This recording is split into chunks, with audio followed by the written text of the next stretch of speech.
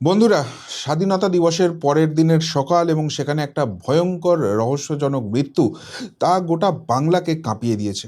কিন্তু তার থেকেও বড় প্রশ্ন হিসেবে যেটা দেখা দিচ্ছে যে ক্ষমতা থেকে তো চলে গেছে তৃণমূল কংগ্রেস, তারপরেও তৃণমূলের এই রক্তক্ষয়ী রাজনীতি কবে বন্ধ হবে এবং মমতার এই লাশের শকুনের রাজনীতি বা কবে বন্ধ হবে? আদৌ কি বাংলা এটা থেকে মুক্ত হতে পারবে? সবথেকেও বড় কথা যেটা মানুষ জানতে চাইছে, যে সরকারে চলে এসছে বিজেপি, তৃণমূল এই রাজ্য থেকে ইররিলেভেন্ট হয়ে গেছে এবং তৃণমূলের অন্তর্দ্বন্দ্বে তারা কি করবে না করবে দিশেহারা। তাদেরকে নিয়ে সত্যিই কি বিজেপিরও এত মাথা ব্যথার দরকার আছে? আজ প্রত্যেকটা বিষয় একদম খুঁটিয়ে আলোচনা করার চেষ্টা করব। নমস্কার, জয় শ্রীরাম, হর হর মহাদেব। আমি আপনাদের প্রিয় বন্ধু শুদ্ধশীল ঘোষ। বন্ধুরা, কালকে মাঝ রাতে রাজ্যের প্রাক্তন মন্ত্রী তথা 2021 থেকে 2026 যে বিধানসভা চলেছে, সেখানে তৃণমূল কংগ্রেসের তরফে যিনি ডেপুটি স্পিকার ছিলেন বিধানসভার, সেই আশীষ বন্দ্যোপাধ্যায়ের ঝুলন্ত দেহ উদ্ধার হয়েছে এবং তার পাশে একটা নোটও পাওয়া গেছে, যেটা তার শেষ জবানবন্দি হিসেবেই ধরা হচ্ছে। সেখানে তিনি জানিয়েছেন যে তার মৃত্যুর জন্য কেউ দায়ী নয় এবং আপাতভাবে এরকম একটা নোট পেলে সেখানে দীর্ঘ কথা তিনি লিখে গেছেন। সেখান থেকে একটাই কথা আসে যে তিনি বোধহয় নিজেকেই শেষ করে নিয়েছেন এবং একটা মানুষ যখন মারা যান তখন তার রাজনৈতিক মতাদর্শ যাই হোক, পছন্দ অপছন্দের ব্যাপার যাই থাকুক, তার সম্বন্ধে আর সেইভাবে আলোচনা করা উচিত নয়। কিন্তু কিন্তু প্রশ্নটা তুলে দিচ্ছেন তার নিজের ভাই, যিনি জানাচ্ছেন যে রাত্রি 12টা অবধিও দলীয় কর্মীদের সঙ্গে আড্ডা মেরেছেন, সেখানে তিনিও ছিলেন এবং সেখানে আশীষবাবু কিন্তু হাসি খুশি ছিলেন। একটা মানুষ চূড়ান্ত সিদ্ধান্ত নিচ্ছেন আর তার আগে এতখানি হাসি খুশি নর্মাল থাকতে পারেন? এবং সেখানেই প্রশ্নটা জাগছে যে তাহলে সত্যিই কি আশীষবাবু নিজেকে শেষ করে দিলেন, নাকি তাকে প্ররোচনা দেওয়া হলো, নাকি সত্যি সত্যি একটা লাশের দরকার ছিল মমতা অভিষেকদের এই পশ্চিমবঙ্গের রাজনীতিতে ঘুরে দাঁড়ানোর জন্য, সেই জন্যই এত বড় ঘটনাটা ঘটিয়ে দেওয়া হলো?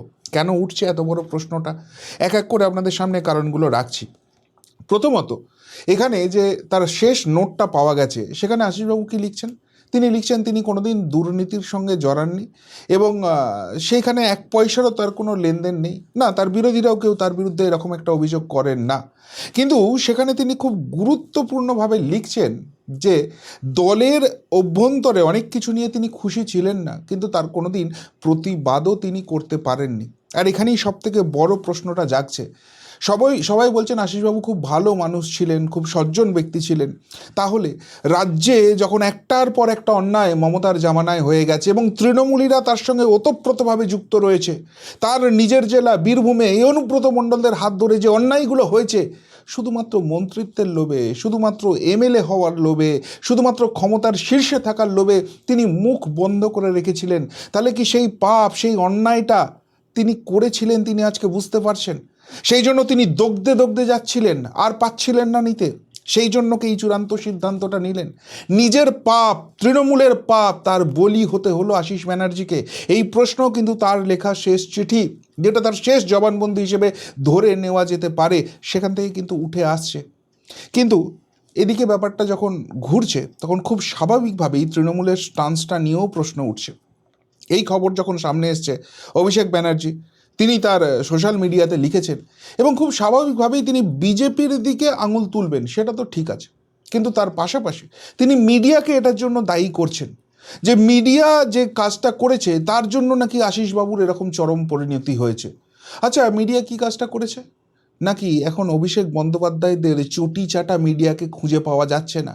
যারা সো কল্ড চটি চাটা মিডিয়া ছিল, তারাও আজকে ক্ষমতা বদলের পর আর চটি চাটতে রাজি নয়। তারাও আজকে সোজা কথাটা সোজা করে বলছে, যেটা অ্যাকচুয়ালি অভিষেক মমতাদের মুখোশটা মানুষের সামনে আরও বেশি করে খুলে দিচ্ছে এবং এদের রাজনীতিতে ফেরত আসার সম্ভাবনাটা শেষ হয়ে যাচ্ছে। আর সেইটার জন্যই অভিষেকদের এরকম একটা কিছু শিল্ডের দরকার ছিল, যেখানে মিডিয়ার উপর চাপটা তৈরি করতে পারে, যেখানে বিজেপির উপর চাপটা তৈরি করতে পারে। এবং সেই জন্যই কি এই ঘটনা ঘটলো? অভিষেকের এই স্টেটমেন্টটাই তো বড় রহস্য তৈরি করে দিচ্ছে এবং সেই জন্যই এটার একটা বৃহত্তর তদন্তের দরকার রয়েছে। তবে শুধুমাত্র অভিষেক নয়, অভিষেকের ধরে তার দলেরই আরেকজন যে লোক রয়েছে, কুণাল ঘোষ, সর্বজ্ঞানী, সব বিষয়ে জানে। তো সেই কুণাল ঘোষও ফটর ফটর করে যে কথাগুলো বলেছে, সেগুলোও তো সন্দেহের উদ্রেক তৈরি করছে। সেখানেও তো প্রশ্ন উঠছে যে আলটিমেটলি কেসটা বিজেপির ঘাড়ে চাপিয়ে দেওয়া যাবে, সেই জন্যই কি এই ঘটনাটা ঘটানো হলো? এর পিছনে খুব বড় কোনো রহস্য আছে এবং তার যার সঙ্গে এই কালীঘাট তৃণমূল ওতপ্রোতভাবে জড়িত রয়েছে। কেন বলছি? কুণাল ঘোষের বক্তব্য হচ্ছে যে এই যে আশিস ব্যানার্জির মৃত্যু হচ্ছে, সেখানে তাকে এক বিজেপি নেতা অপমান করেছিলেন 21শে জুলাইয়ের আসার প্রোগ্রামে, এবং সেই জন্যই এত বড় সিদ্ধান্ত নিয়েছেন। আলটিমেটলি বিজেপি অন্যায়ের রাজনীতি করছে। আচ্ছা, এই কুণাল ঘোষরা চুপ করে বসেছিল, বরং ডিফেন্ড করে গিয়েছিল যখন অভয়ের মতো কাণ্ড হয়, কসবা ল কলেজের মতো কাণ্ড হয়, সোনারপুর কলেজের মতো কাণ্ড হয়, তখন এদের জ্ঞানচক্ষু উন্মেলিত হয়নি। আজকে একজন বিজেপি নেতা এসে শুধু জিজ্ঞেস করেছে যে তোমরা এই পাপটা, এই অন্যায়টা কেন করেছো, আর সেটার জন্য আশিস ব্যানার্জির এই ঘটনা ঘটে গেল। এবং সেটাও 21শে জুলাই ঘটনাটা ঘটেছে, আজকে 15ই আগস্ট রাত্রে এসে আশিস ব্যানার্জি সিদ্ধান্ত নিচ্ছে। মানুষ যদি অপমানিত হয়, যদি হতোদ্যম হয়ে পড়ে, যদি এরকম চরম সিদ্ধান্তের কথা বলে, তাহলে যখন সেই অপমানটা হয়েছে সেই সময়ের আশেপাশেই তো এই ধরনের ঘটনা ঘটবে। এই ঘটনা কাঙ্ক্ষিত নয়, কিন্তু তারপরেও প্রশ্ন উঠছে। তাহলে এতদিন বাদে ঠান্ডা মাথায় হাসি মুখে এসে এরকম একটা সিদ্ধান্ত নেওয়া কুণাল ঘোষদের এই বক্তব্য কি জাস্টিফাই করছে? এবং সেখান থেকেই প্রশ্নটা উঠছে যে বিজেপিকে দাগিয়ে দেওয়া, ঘরে ঢুকিয়ে দেওয়া, লাশের রাজনীতি, যেটার জন্য তৃণমূল পরিচিত, প্রতিষ্ঠিত, সেইটার জন্যই কি এই ঘটনাটা ঘটলো? কেন বলছে এই কথাটা? তার কারণ হচ্ছে এই যে ভিডিওর কথা কুণাল ঘোষ বলছে বিজেপি নেতা অপমান করেছিল, সেই ভিডিও আমি খুঁটিয়ে দেখেছি, সেখানে কোথাও হুমকির ঘটনা ছিল না। বিজেপির এই শক্তিগড়ের কাছাকাছি থাকা অঞ্চলের নেতা, তিনি সেখানে গিয়েছিলেন যখন 21শে জুলাই এই আশিস ব্যানার্জি ওই ঋতব্রত কি চটি চাটা না বালিশ চাটা কী সব তৃণমূল হয়েছে না এখন, তার 21শে জুলাইয়ের প্রোগ্রাম করতে যাচ্ছিল, শক্তিগড়ে দাঁড়িয়ে একটু চা তা খেতে নেমেছিলেন। তো সেই সময় এই বিজেপি নেতা এসে জিজ্ঞেস করেন যে আপনার লজ্জা করছেন ওখানে যেতে? আপনি শহীদ দিবসে যাচ্ছেন? আপনাদের 15 বছরের জামানায় যে শহীদ হয়েছে, সত্যিই তো 350 বিজেপির কর্মীর লাশের উপর দিয়ে তো এই সরকারটা তৈরি হয়েছে। তৃণমূলের হাত রক্তাক্ত তো এদের খুন করার জন্য, এদের শেষ করে দেওয়ার জন্য, পরিবারগুলোকে শেষ করে দেওয়ার জন্য। তো লজ্জা করছে না? এই শহীদদের কথা আপনাদের মনে পড়ছে না? এবং সেখানে শেষ কথা তিনি বলেন যে আপনি যদি বয়সে বড় হতেন না, পিঠে চামড়া গুটিয়ে দিতাম। একদম ক্ষোভের জায়গা থেকে বলেছে। আজকে তৃণমূল সম্পর্কে মানুষের ধারণা তো এটাই, তৃণমূল ভালো, তৃণমূল খারাপ হতে পারে না, যে ভালো সে তৃণমূল নয়, যে তৃণমূল সে ভালো নয়। এই কথাটা তো সার্বিকভাবে মানুষের কাছে প্রতিষ্ঠিত হয়ে গেছে যে এক শ্রেণীর তৃণমূল অন্যায় করে গেছে, আর এক শ্রেণীর তৃণমূল চোখ বুজে, মুখ বুজে সেই অন্যায়গুলোকে প্রশ্রয় দিয়ে গেছে। কেননা এদের ক্ষমতার লোভটা ছিল, ক্ষমতাটা ভোগ করতো। রাজ্যে যে দিনের পর দিন অন্যায় করে গেছে তার কোনো রকম কোনো ব্যাপার ছিল না এদের কাছে। তো সেই জায়গা থেকে মানুষের ক্ষোভ নেই, যে বিজেপি পরিবারগুলো নিজের পরিজনকে হারিয়েছে তাদের ক্ষোভ নেই, সেই ক্ষোভের জায়গাটা বলেছে।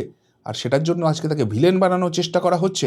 যখন এই জিনিসটা করা হচ্ছে, একটা লাশের উপর দাঁড়িয়েই রাজনীতি কুণাল ঘোষ, অভিষেক ব্যানার্জিরা করছে, তখন এই কালীঘাট তৃণমূলের যে মোটিভ, সেটা নিয়ে সন্দেহ জাগছে না মনের মধ্যে?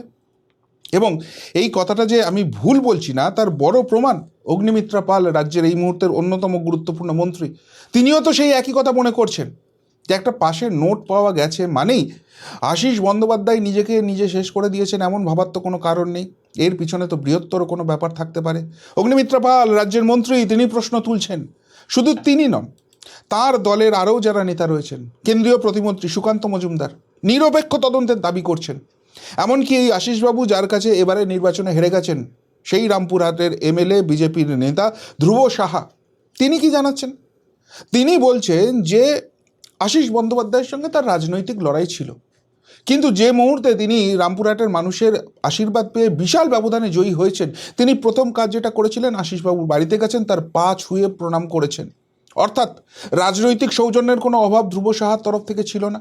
এবং সেখানকার এমএলএ যদি এই সিদ্ধান্ত নিয়ে থাকেন, তার মানে ওই ডিম থেরাপি, আন্ডা থেরাপি, এসব কিছু আশিসবাবুর উপর হয়নি। স্থানীয় স্তরে তার উপর কোনো রকম কোনো অপমানের কোনো জায়গা নেই, সেখানে তিনি সম্মানের সঙ্গেই রাজনীতি করছিলেন।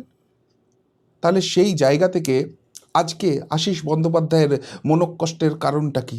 সেটা কি বিজেপি হতে পারে, নাকি এই তৃণমূল জামানায় তিনি চুপ থেকে যে পাপটা করেছিলেন সেইটার জন্য তিনি এই সিদ্ধান্ত নিয়েছেন, নাকি তার থেকেও বড় কথা যেটা অগ্নিমিত্রা পাল বলছেন সেটার সঙ্গে সারবত্তা আছে, যে এখানে কুণাল ঘোষদের এখন একটা লাশের খুব দরকার রাজনীতির ময়দানে ঘুরে দাঁড়াতে, সেই জন্য এই সিদ্ধান্তটা করিয়ে দেওয়া হচ্ছে? সত্যিই তো এর তদন্ত তো দরকার রয়েছে। শ্রমিক ভট্টাচার্য বিজেপির রাজ্য সভাপতি, তিনিও স্পষ্ট করে দিচ্ছেন এই ভাষ্যটা, পরিষ্কারভাবে বলছেন সৎসঙ্গে স্বর্গবাস আর অসৎসঙ্গে নরকবাস, নরক যন্ত্রণা। সত্যিই তো এই তৃণমূল যেটা করেছে, পাপ করেছে, তার সঙ্গে যারা ছিল, সেটাকে যারা সাপোর্ট করেছে, তাদের নরক যন্ত্রণা তো ভোগ করতেই হবে। আবারও বলছি, একটা মানুষের মৃত্যু হয়েছে, খুবই দুঃখজনক, এবং মৃত্যুর পর কাউকে নিয়ে আলোচনা করা উচিত নয়, কিন্তু তা সত্ত্বেও প্রশ্নগুলো তো থেকে যাবে। এই আশিস ব্যানার্জি প্রতিবাদ করতে পারেননি, 2026-এ দাঁড়িয়েছিলেন কেন? যেখানে গোটা রাজ্য ফুঁসছে যে মমতা বন্দ্যোপাধ্যায়, অভিষেক বন্দ্যোপাধ্যায়রা অন্যায় করছে, পাপ করছে, রাজ্যের মহিলাদের উপর কি হচ্ছে, বিরোধীদের উপর কি হচ্ছে, রাজ্যে গণতন্ত্র নেই, সেখানেও তখনও ভোটে দাঁড়ানোর লোভ সংবরণ করতে পারেননি। আজকে মনে হচ্ছে 15 বছর তৃণমূল অন্যায় করেছে, সেই অন্যায়ের তিনি প্রতিবাদ করেননি। কেন করেননি সেই প্রশ্নটা তো জাগছে। এবং বিজেপির দিকে যখন আঙুল তোলার চেষ্টা করছে অভিষেক ব্যানার্জিরা, তখন তার দলেরই, যদিও সেখানে এখন ভাগ হয়ে গেছে, ঋতব্রত ব্যানার্জিরা কি বলছে? প্রকারান্তরে এই গত 15 বছরের পাপের কথাই তো বলছে। অভিষেক বন্দ্যোপাধ্যায়, মমতা বন্দ্যোপাধ্যায়রা এই পাপ করে যাওয়ার পরও এখনও নির্লজ্জের মতো লাশের রাজনীতি করতে যাচ্ছে, সেই মুখোশটা তো ঋতব্রত ব্যানার্জিরা খুলে দিচ্ছে। আমাদের তো এই নিয়ে কিছু কথা বলার দরকার নেই। এমনকি মমতার অত্যন্ত পেয়ারের ভাই, যার মাথায় নাকি অক্সিজেন কম যায়, সেই অনুব্রত মণ্ডল, তিনিও এখন দিদিকে লাত মেরে দিয়েছেন, এখন ঋতব্রত তৃণমূল হয়ে গেছেন। কিন্তু তিনি কিসের দিকে ইঙ্গিত করছেন? তিনি ইঙ্গিত করছেন দলের কিছু বখাটে ছেলের দিকে। কোন বখাটে ছেলে? মমতা ব্যানার্জি যে বখাটে ছেলের খবর রাখতেন, যাদেরকে চাইতেন দলে বেশি বেশি করে আসুক, বলতেন না তিনি বিভিন্ন সবাই গিয়ে যে আমার দলে কোনো রকম কোনো ভালো ছেলে মেয়ের দরকার নেই, আমার ওই বখাটে ছেলে মেয়েদেরই দরকার আছে, যারা ভোটের সময় মারপিট করতে পারবে, বিরোধীদের বাড়িতে সাদা থান পাঠাতে পারবে, প্রয়োজনে বোমাবাজি করতে পারবে, ভোটটাকে লুট করতে পারবে, আর মমতা ব্যানার্জিকে ক্ষমতায় রেখে দিতে পারবে, তাদেরই তো দরকার ছিল মমতা ব্যানার্জির।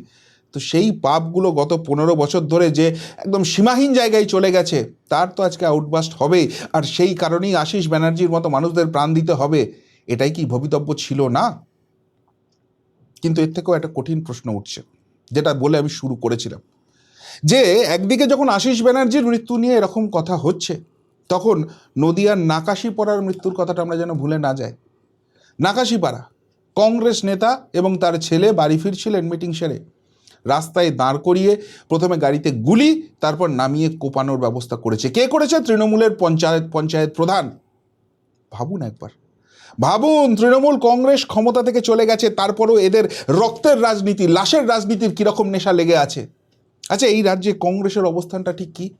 কংগ্রেস খায় না মাথায় দেয়, এটা মানুষ প্রশ্ন করে। তাদের কোনো রেলিভেন্স নেই। ওই মালদা, মুর্শিদাবাদ, উত্তর দিনাজপুরের বাইরে কংগ্রেসের ভোটটা কোথায়? এই রাজ্যে এখন বিরোধী বিজেপি।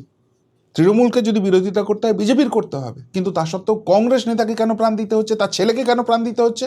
কারণ এই নাকাশিপাড়া অঞ্চলটা হচ্ছে সংখ্যালঘু অধ্যুষিত জায়গা, এবং সেখানে তৃণমূল কংগ্রেস খুব ভালো করে জানে বিজেপির কিছু নেই। কিন্তু সেখানে বিজেপির কিছু না থাকা সত্ত্বেও আর তৃণমূলের হাতে কিছু থাকবে না, সেটা কংগ্রেসের দিকে চলে যেতে পারে। সেই জন্যই কি এই রক্তটা ঝরিয়ে দিল, এই প্রাণটাকে ঝরিয়ে দিল? কেন করবে তৃণমূল কংগ্রেস এটা, এবং তাদেরকে কেন করতে দেওয়া হবে? কেন তৃণমূলের নেতাগুলোকে জেলে পোড়া হচ্ছে না কোমরে দড়ি বেঁধে? এরা বাইরে থাকলে এই খুনের রাজনীতি, এই লাশের রাজনীতি তো কন্টিনিউ করে যাবে। তাহলে নদিয়ার নাকাশিপাড়াতে যদি তৃণমূল কংগ্রেসের এই মেন্টালিটি হয়, তাহলে সেটা কি সার্বিকভাবে তৃণমূলের একটা মেন্টালিটির মধ্যে পড়ে না? তৃণমূল কংগ্রেস মানেই লাশের রাজনীতি, খুনের রাজনীতি, সেটা কি এই ঘটনা প্রতিষ্ঠিত করে দেয় না? আর এই ঘটনা আরও জোর দিয়ে সামনে চলে আসে যখন এই মর্মান্তিক মৃত্যু হয়ে গেছে, সকলেই নিজেদের স্টেটমেন্ট দিয়েছে, যার যেরকমভাবে শোক পালনের কথা করেছেন। মমতা ব্যানার্জি চুপ করে বসে আছে, দিয়ে বিকেলবেলায় একটা নোট লিখেছে যেখানে বিজেপির দিকে আঙুলটা তোলা হয়েছে। খুব ভাবনা চিন্তা করে ঠান্ডা মাথায়, ভুলটা করে ফেলবো না তো, একটা শব্দ এদিক ওদিক হয়ে গেলে ব্যাপারটা ঘুরে যাবে না তো? কোনো শোক নেই, যদি শোক থাকতো শোকের প্রকাশ তো সঙ্গে সঙ্গে হতো। আর এদের সোশ্যাল মিডিয়া হ্যান্ডেল করার জন্য তো আমার আপনার মতো নিজেদের লিখতে হয় না, এদের তো টিম থাকে। ঠান্ডা মাথায় মমতা ব্যানার্জি ভাবছে, কেন এত সময় কেন নিতে হচ্ছে? তার মানে শোকটা কোনো ব্যাপার নয়। এই আশিস ব্যানার্জি তো মমতা ব্যানার্জিকে লাত মেরে চলে গেছিল ঋতব্রত তৃণমূলে। তাহলে মমতা ব্যানার্জির শোকটা কোথা থেকে আসছে? শোকের বার্তাটা কেন হচ্ছে? সব মিলিয়ে একটা রাজনীতি করার চেষ্টা। সেই পুরনো বিরোধী নেত্রী মমতা ব্যানার্জি, তাপস মাল্লিক থেকে রিজনুর রহমান, যখনই একটা লাশ পেয়েছে টেনে নিয়ে কলকাতায় চলে এসছে, মিটিং মিছিল করে কলকাতা অবরুদ্ধ করে লাশের রাজনীতি, একটা লাশ চাই শুধু মমতা ব্যানার্জির। আর ক্ষমতা থেকে চলে যাওয়ার পর, বিরোধী নেত্রী হয়ে যাওয়ার পর এখন আবার সেটা কি নতুন করে শুরু হয়েছে? আর সেই জন্যই কি আশিস ব্যানার্জিকে প্রাণটা দিতে হলো? প্রশ্ন কিন্তু উঠে যাচ্ছে। তাহলে এই প্রশ্নের উত্তর কোথায়? সমাধান কোথায়? একটাই, যেটা সুকান্তবাবুরা বলছেন, যেটা ধ্রুব সাহা বলছেন, যেটা অগ্নিমিত্রা পাল বলছেন, নিরপেক্ষ তদন্ত করতে হবে। সত্যিই আশিস ব্যানার্জি নিজের মনের পাপের জ্বালা, 15 বছরের পাপ থেকে এইভাবে নিজেকে শেষ করে দিলেন?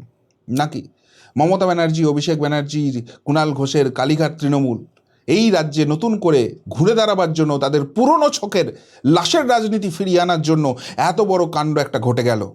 কোনটা সত্যি, কোনটা ধ্রুব সত্য, মানুষ কিন্তু জানতে চায়। আর সেটার জন্য একটাই রাস্তা খোলা আছে, নিরপেক্ষ তদন্ত। কি বলবেন এই নিয়ে? যদি কিছু বলার থাকে অবশ্যই কমেন্ট বক্সে কমেন্ট করে জানাবেন। এখনকার মতো এখানেই শেষ করলাম, ফেরত আসছি নতুন প্রতিবেদন নিয়ে খুব তাড়াতাড়ি। ভালো থাকবেন, সাথে থাকবেন, পাশে থাকবেন। নমস্কার।